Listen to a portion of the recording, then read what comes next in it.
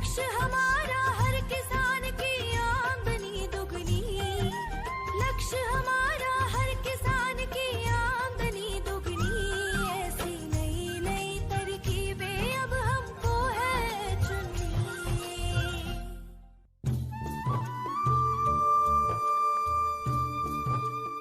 इस कार्यक्रम के प्रायोजक हैं कृषि एवं किसान कल्याण मंत्रालय, भारत सरकार।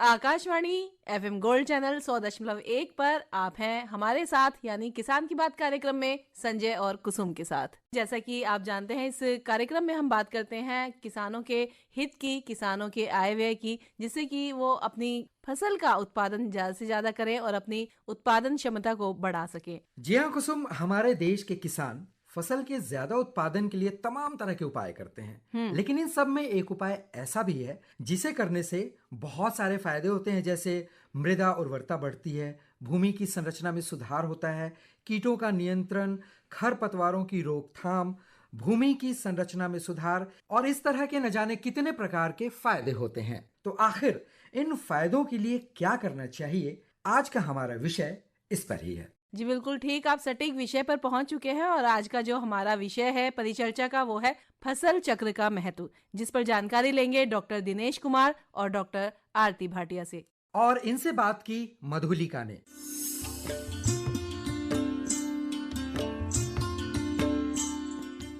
100.1 मेगाहर्ट्ज पर किसान की बात कार्यक्रम में आप सभी लोगों का स्वागत है। और आज हम जिस विषय पे बात करने जा रहे हैं उसके लिए हमारे एक्सपर्ट हैं डॉक्टर दिनेश कुमार और डॉक्टर आरती भाटिया।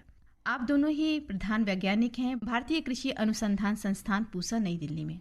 और आज जिस विषय को हमने चुना है वो है फसल चक्र। जी हाँ, हमारी सरकार निरंतर ये प्रयास करती रहती है कि हमारे किसानों की आमदनी किसी न किसी तरीके से बढ़े, लेकिन उसमें कुछ रोल वो खुद भी निभा सकते हैं अगर वो फसल चक्र को अपनाते हैं। तो कार्यक्रम में आप दोनों का स्वागत करती हूँ। और सबसे पहले मैं ये जानना चाहती हूँ दिनेश जी आपसे कि फसल चक्र होता क्या है।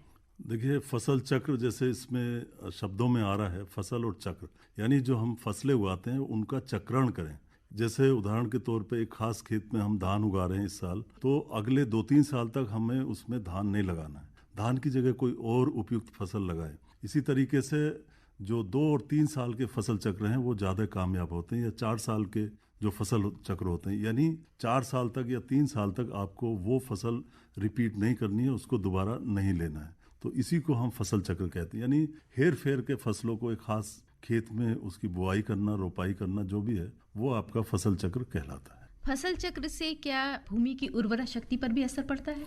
निश्चित तौर पे, जैसे हम मोनोकल्चर करते हैं, एक ही तरह की फसल लगातार लेते रहते हैं, तो उससे हमारी मिट्टी की उर्वरा शक्ति का ह्रास होता है। खास करके अगर हम जो हमारी अनाज वाली फसलें, सीरियल क्रॉप्स हैं, उनको अगर लगातार मिट्टी में उगाते हैं तो मिट्टी की उपजाऊ शक्ति काफ़ी कम हो जाती है, क्योंकि इन फसलों की क्या जड़ें एक ही गहराई पे जाती हैं और मिट्टी के अंदर जो पोषक तत्व नीचे पड़े होते हैं। ऐसा नहीं है कि सिर्फ 15 सेंटीमीटर मिट्टी में ही, ऊपर की मिट्टी में पोषक तत्व हैं, ये नीचे चले जाते हैं और वो बेकार पड़े रहते हैं। अगर हम कोई ऐसी फसल ले लें अगली, या फसल चक्र ले लें जिससे कि गहरी जड़ों वाली फसलें आ जाएं, तो नीचे जो हमारे पोषक तत्व बेकार पड़े थे उनका भी इस्तेमाल हो जाता है, और फिर ये हमारे पौधे के अंदर आके ऊपर से पत्तियां गिरती हैं या उसके अवशेष गिरते हैं फसलों के मिट्टी में, या जड़ें रह जाती हैं। इससे पोषक तत्व जो गहराई में पड़े हुए थे वो ऊपर आ जाते हैं। तो इस तरह से फसल चक्र जो है हमेशा जो मिट्टी की उर्वरता है, उपजाऊपन है, उसको बढ़ाता है। साथ ही अगर हम इसमें दलहनी फसलों को शामिल कर लें तो निश्चित तौर पे मिट्टी की उर्वरता बढ़ती है। आरती जी, हम आपसे ये जानना चाहेंगे कि फसल चक्र की जैसे अभी हम लोग बात कर रहे थे, इसको कौन कौन से फैक्टर्स प्रभावित करते हैं?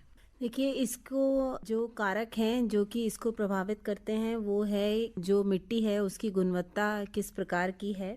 तो आप ये देखिए कि मिट्टी की गुणवत्ता बहुत इम्पॉर्टेंट है। हल्की जैसे मिट्टी है तो हल्की मिट्टी में आप धान, क्योंकि पानी उसमें खड़ा नहीं रहेगा, तो उसमें आप धान की फसल ना लगाएं।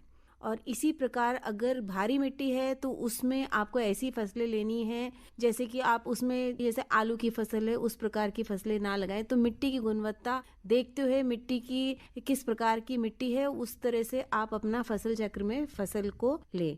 और इसके अलावा और जो आपको फसल चक्र लगाने से पहले ये देखना है कि पर्यावरण आपका अनुकूल है या नहीं।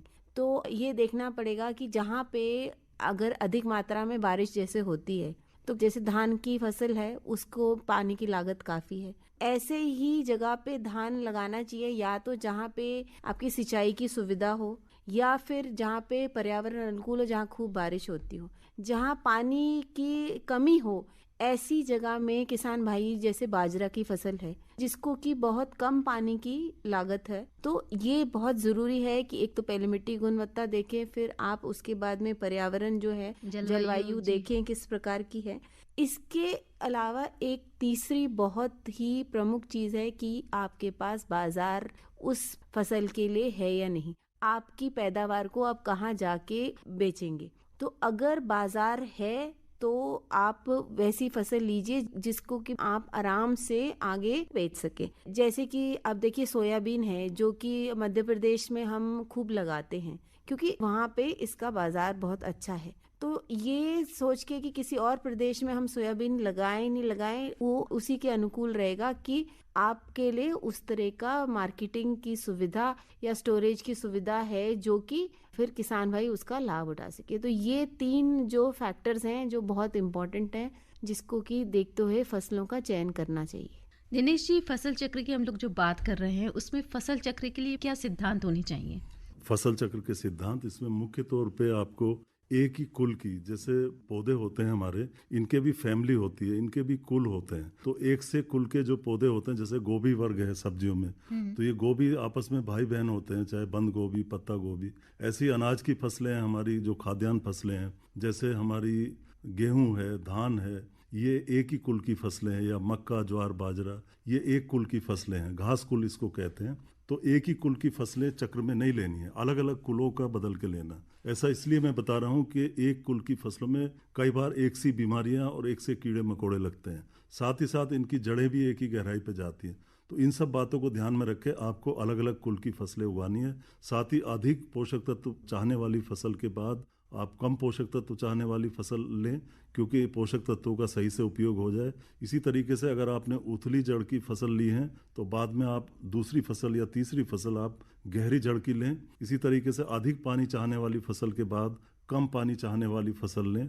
तो आपको इन सब चीज़ों का ध्यान रखना, और ये सब जो है फसल के सिद्धांत आपको अपनाने चाहिए फसल चक्र बनाने में। फसल चक्र की क्या उपयोगिता है कि अगर हम ये कहें कि फसल चक्र अपनाते हैं तो किसानों को इससे किस तरीके से फायदा होगा? जी, बहुत ज़रूरी है। आज के समय में हमारी खेती की लागत बढ़ती जा रही है, और लागत बढ़ती जा रही है इसलिए बढ़ रही है कि उसमें उर्वरक वगैरह ज़्यादा डालने पड़ रहे हैं अब हमको खेती बाड़ी में। साथ ही साथ कीड़े मकोड़े बीमारी जो होती हैं उनके मारने की जो दवाई हैं उनकी मात्रा भी अब धीरे धीरे बढ़ती जा रही है। खरपतवार नाशियों की खपत बढ़ रही है। तो इन सब के प्रयोग को अगर कम करना है तो हमें फसल चक्र अपनाने होंगे, क्योंकि फसल चक्र अपनाने से कीड़े बीमारी और खरपतवार नहीं आते या बहुत कम आते हैं। मैं उदाहरण बताता हूं किसान भाइयों, धान गेहूं फसल चक्र में आपने देखा होगा कि गेहूं की फसल में गेहूं का मामा या गुल्ली डंडा बहुत आता है, लेकिन अगर आप एक साल के लिए गेहूं की जगह पे आलू लगा दें या कोई और फसल लगा दें, गन्ना जैसे लगा दें, तो मैं गारंटी के साथ कह सकता हूं कि उसमें गेहूं का मामा जो फेलिस माइनर खरपतवार है वो नहीं आएगा। इसी तरीके से फसल चक्र अपनाने से आपकी बहुत सारी बीमारियां कम हो जाएंगी। बीमारियों के अलावा जैसे पहले मैंने बताया था कि मिट्टी की उर्वरा शक्ति या उपजाऊ शक्ति भी मिट्टी की इससे बढ़ती है। साथ ही साथ जो फसल चक्र है इसके कुछ पर्यावरण संबंधी भी लाभ हैं। जी, किस तरीके से होंगे आप कुछ बता पाएंगे इसमें? आरती जी, आप बताइए कुछ। हाँ, ये देखिए, पर्यावरण तो आजकल सबसे हमारे लिए बड़ा खास मुद्दा बन गया है जी। तो जैसे कि हम धान की फसल लेते हैं तो धान तो पानी भी काफ़ी लेता है, तो अधिक पानी में उगने वाला जो धान है इसकी वजह से इसमें से जो मीथेन गैस उत्सर्जित होती है, इसकी वजह से तापमान हमारा जो वायुमंडल का ये बढ़ता है। ग्लोबल वार्मिंग के लिए ये धान जो है इसका एक मुख्य रोल रहता है। इसके अलावा धान की आपको पता पराली की बहुत समस्या है जी। तो पराली ज़्यादातर किसान जला देते हैं, तो उसकी वजह से अगर धान को छोड़ के आप दूसरी फसलें लें, जैसे कि कपास लें, मक्का लें या अरहर लें, तो ये जो है पर्यावरण के लिए बहुत लाभदायक होंगी, क्योंकि इसमें ये जो 2 धान की मेजर समस्याएं हैं, जो एक तापमान बढ़ने की और दूसरा पराली जलाने की, जिससे कि वायु की गुणवत्ता खराब होती है, ये दोनों से हमें कुछ राहत मिल जाएगी। और दूसरी तरफ ये चीज़ है, ये मैंने आपको जैसे बताया कि धान की जगह पे आप मक्का, कपास और अरहर जो लेते हैं, इसको आप साथ साथ में अंतर फसलीय जो है इनके साथ में इंटरक्रॉपिंग करते हो, या अंतर फसलीय में आप जो है उड़द और मूंग की जो फसलें ये ले सकते हैं। और इससे ना तो खाली जो मिट्टी की उर्वरक क्षमता है वो बढ़ेगी, क्योंकि ये दलहनीय फसलें हैं, तो इससे आपकी मिट्टी की गुणवत्ता पूरे फसल चक्र में लाभ पहुंचेगा। और जैसे कि अब गेहूं की बात करते हैं, ज़्यादातर धान और गेहूं का फसल चक्र लेते हैं, तो धान की तो मैंने आपको बताया, लेकिन गेहूं में भी क्या होता है कि गेहूं को भी नाइट्रोजन की मात्रा काफ़ी चाहिए होती है जी। तो गेहूं की जगह जैसे आप ले लीजिए, अगर चना लेते हैं तो चना जो है अपने आप ही इसको उर्वरक की बहुत कम जरूरत होती है। साथ ही साथ जो सिंचाई है, एक सिंचाई के अंदर भी चने की फसल बहुत अच्छी, 1 या 2 ज़्यादा से ज़्यादा, तो इसकी वजह से जो हम कम फर्टिलाइजर लगा रहे हैं, कम नाइट्रोजन लगा रहे हैं, उसकी वजह से जो नाइट्रस ऑक्साइड निकलती है गेहूं के खेतों में से, उसमें राहत मिलेगी। तो पर्यावरण के लिए भी अगर आप फसल चक्र बदलें तो ये बहुत अच्छा रहेगा। दिनेश जी, क्या फसल चक्र का कोई विकल्प है?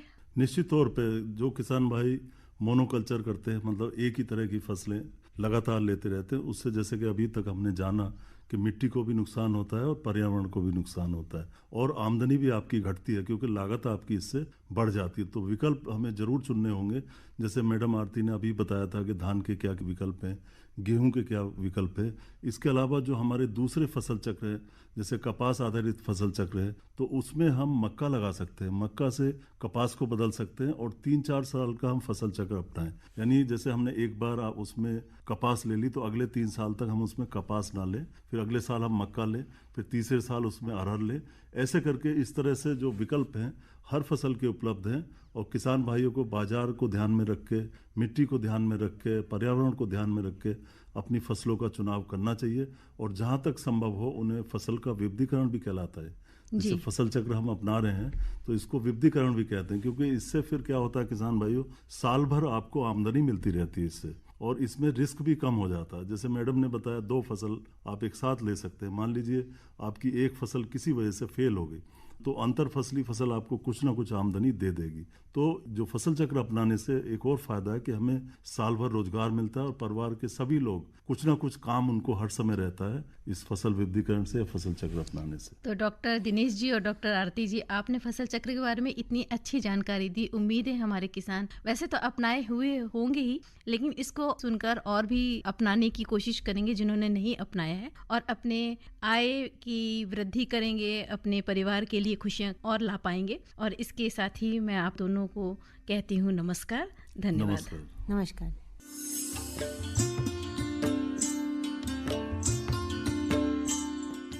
अभी हमने सुनी ये परिचर्चा। इस परिचर्चा के अंतर्गत हमने जाना फसल चक्र के महत्व के बारे में, और जानकारी दी डॉक्टर दिनेश कुमार और डॉक्टर आरती भाटिया ने। जी हाँ कुसुम, फसल चक्र का महत्व इस विषय पर हमने अपने श्रोताओं को ढेर सारी जानकारी दे दी, और अब अपने कार्यक्रम को आगे बढ़ाते हैं और अपने श्रोताओं का मनोरंजन करते हैं इस लोकगीत के साथ।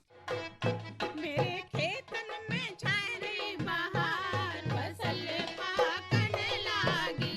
मेरे खेतन में छाए रे बहार, फसल पाकने लागी। मेरे खेतन में छाए रे बहार, फसल पाकने लागी।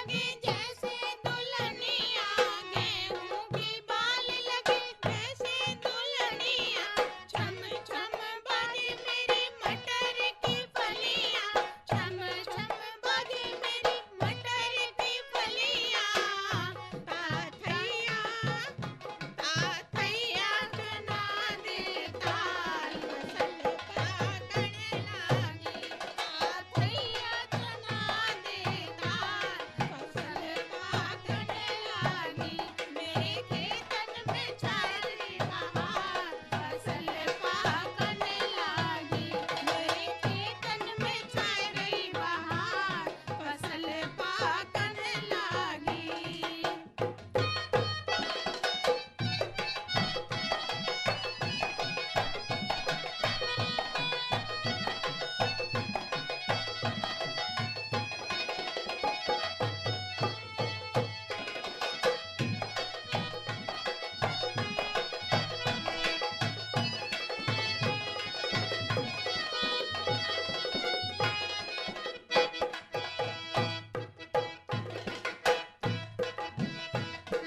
देख फसलवा को मन मोराए देख फसलवा को मन मोराए पियरी सी सरसों के फल कतराए पियरी सी सरसों के फल कतराए बोले कोयलिया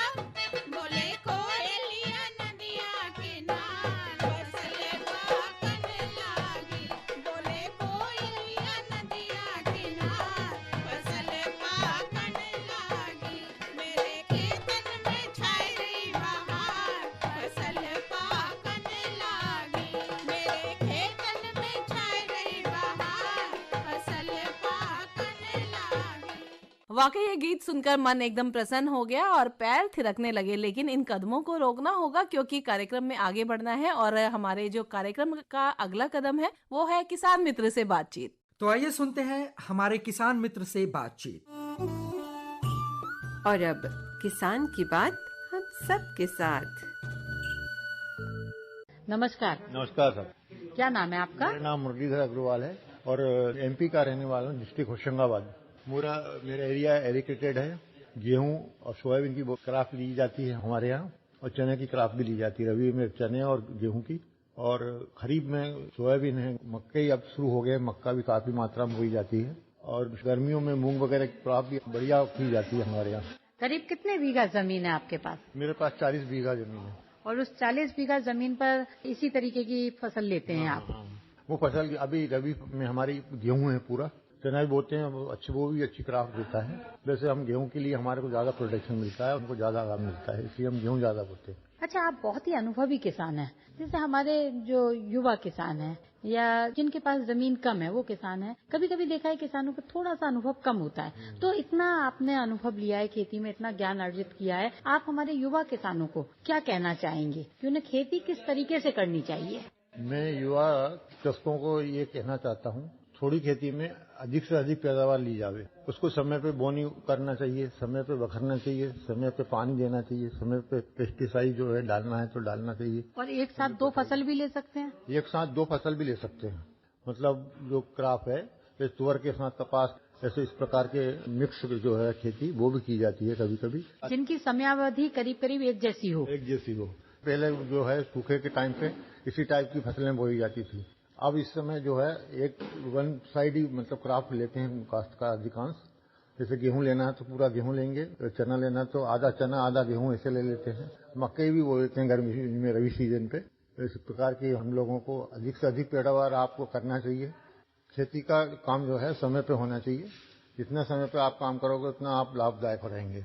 अच्छा, इसके अलावा आप बीजों के बारे में आपका क्या अनुभव रहा है? जब फसल की कटाई होती है, उसको तोड़ा जाता है फल को, उसका अनुभव बताइए। और तीसरा भंडारण, क्योंकि वो भी एक मुख्य भूमिका अदा करता है बाजार भाव में, तो उन तीनों के बारे में भी बताइए।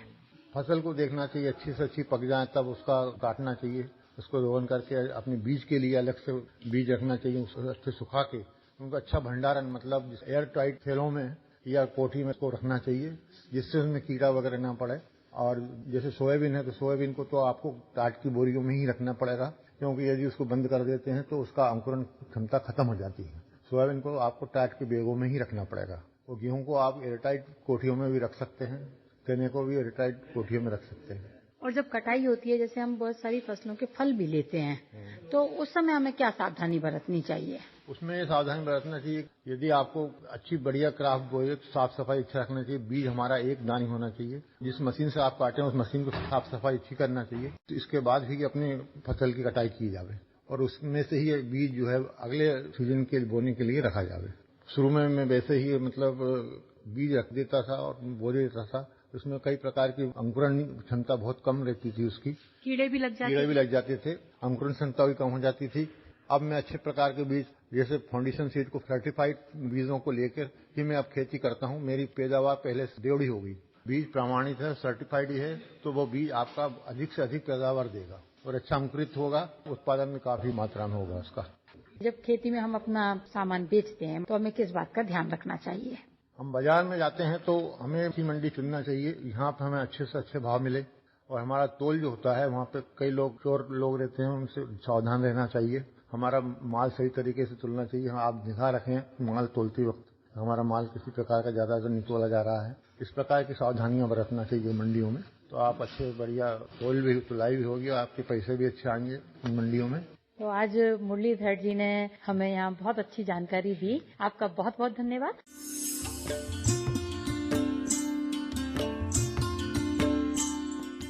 जैसा कि हमारे हर कार्यक्रम किसान की बात का महत्वपूर्ण अंग होता है नई नई जानकारियां देना, जिससे कि किसान मित्र लाभ उठा सकें और अपनी खेती के उत्पादन को बढ़ा सकें। तो इसी कड़ी में एक और जानकारी से अवगत कराते हैं अपने किसान मित्रों को। लीजिए सुनते हैं ये जानकारी।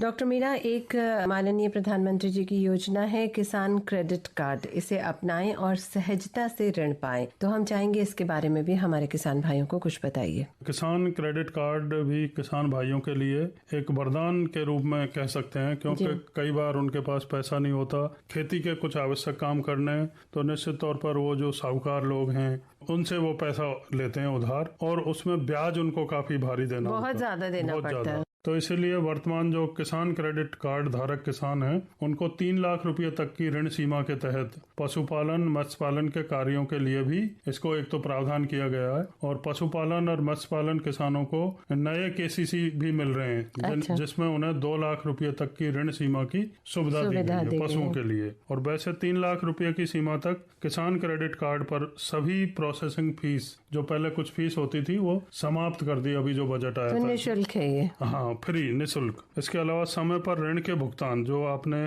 क्रेडिट कार्ड पे मान लो ऋण ले लिया 3 लाख रुपए तक, उसको समय पर आप भुगतान करते जा रहे हैं, तो आपकी जो ब्याज की दर है वो सिर्फ 4% रहेगी। तो ये भी इसमें प्रावधान किया गया है। इसके अलावा किसान क्रेडिट कार्ड पर बिना कुछ गिरवी रखे 1.60 लाख रुपए यानी 1.5 लाख से ज्यादा की सीमा पर ऋण ले सकते हैं। हाँ, ऋण ले सकते हैं। ऐसे ही जो ये बनवाना हो किसान क्रेडिट कार्ड, तो इसके लिए चाहिए पहचान एवं निवास का प्रमाण पत्र, भूमि का रिकॉर्ड, नवीनतम फोटो, जो लेटेस्ट उनका फोटो होना चाहिए किसान भाइयों का, आधार कार्ड सहित भरा हुआ आवेदन, जो एक फॉर्म है उसको भर के जमा कराने के 15 दिन के बाद, मतलब 15 दिन के अंदर इसकी सीमा तय की गई है, तो 15 दिन के अंदर आपको मिलना है।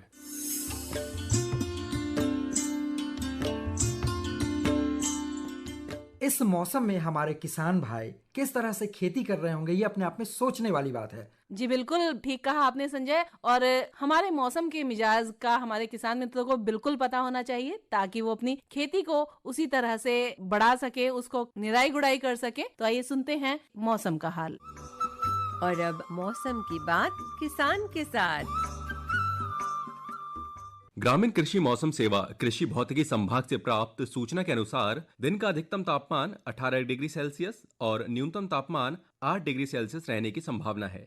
मौसम को ध्यान में रखते हुए किसानों को सलाह है कि चने की फसल में फली छेदक कीट की निगरानी के लिए फेरोमोन प्रपंच 3 से 4 प्रपंच प्रति एकड़ उन खेतों में लगाएं जहां पौधों में 10 से 15% फूल खिल गए हों। टी अक्षर आकार के पक्षी बसेरा खेत के विभिन्न जगहों पर लगाएं। इस मौसम में तैयार बंद गोभी, फूल गोभी, गांठ गोभी आदि की रोपाई मेड़ों पर कर सकते हैं। तो ये थी आज की मौसम की जानकारी और कृषि परामर्श।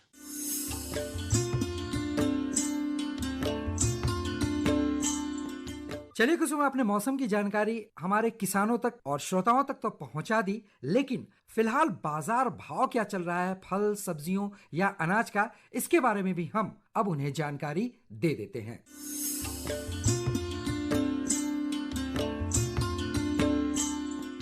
आजादपुर मंडी से प्राप्त आज के बाजार भाव के अनुसार आइए जानते हैं सबसे पहले फलों के भाव।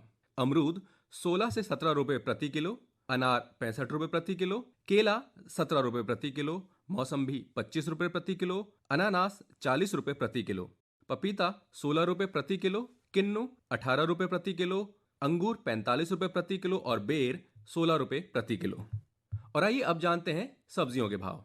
आलू 22 रुपए प्रति किलो, आंवला 20 रुपए प्रति किलो, बेबीकॉर्न 70 रुपए प्रति किलो, बथुआ 20 रुपए प्रति किलो, ब्रोकली 70 रुपए प्रति किलो, चुकंदर 26 रुपए प्रति किलो, गाजर 31 रुपए प्रति किलो, लौकी 18 रुपए प्रति किलो, लहसुन 140 रुपए प्रति किलो, नींबू 16 रुपए प्रति किलो, मेथी 20 रुपए प्रति किलो और प्याज 75 रुपए प्रति किलो। तो ये थे आज के बाजार भाव।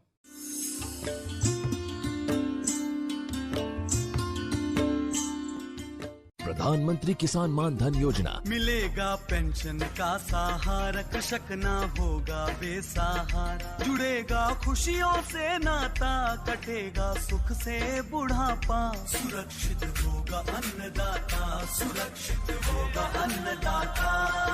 प्रधानमंत्री किसान मान धन योजना से लघु सीमांत किसानों का भविष्य होगा सुरक्षित और 60 वर्ष की आयु से 3,000 रूपए मासिक पेंशन होगी सुनिश्चित। 55 रूपए से 200 रूपए की मासिक किश्त देकर प्रवेश कर सकते हैं। 18 से 40 वर्ष तक के किसान इस अंशदायक योजना में सरकार देगी बराबर का योगदान। सभी किसान भाई बहन इस योजना के लाभ के लिए जन सेवा केंद्र में जाएं और अपना निशुल्क नामांकन कराएं। प्रधानमंत्री किसान मान धन योजना, अन्नदाता के परिश्रम को संबद्ध, पेंशन से सुरक्षित उनका कर। कृषि एवं किसान कल्याण मंत्रालय, भारत सरकार द्वारा जनहित में जारी। आप हैं किसान की बात कार्यक्रम में और सुन रहे हैं हमारा आज का विषय जो है फसल चक्र का महत्व। आप इस विषय पर यदि कोई सुझाव या जानकारी देना चाहते हैं तो आप हमसे जुड़ सकते हैं ईमेल आईडी के माध्यम से। हमारा ईमेल आईडी है kkbongold@gmail.com। इसके अलावा अगर कोई जानकारी आप प्राप्त करना चाहते हैं या फिर अपना कोई सुझाव हम तक पहुंचाना चाहते हैं तो पत्र के माध्यम से भी आप हमसे संपर्क कर सकते हैं।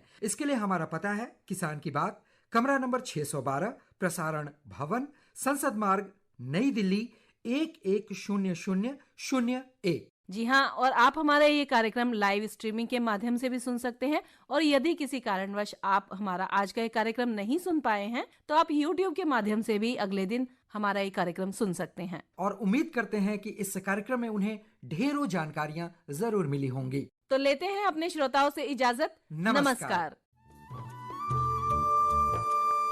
इस कार्यक्रम के प्रायोजक थे कृषि एवं किसान कल्याण मंत्रालय, भारत सरकार।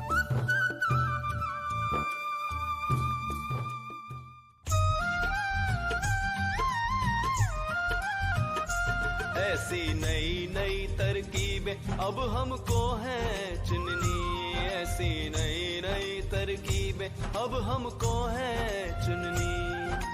लक्ष्य हमारा हर किसान की आमदनी दुगनी, लक्ष्य हमारा हर किसान की आमदनी दुगनी। ऐसी नई नई तरकीबें अब हमको है चुननी। श्रोताओं, अब वक्त होता है समाचारों का।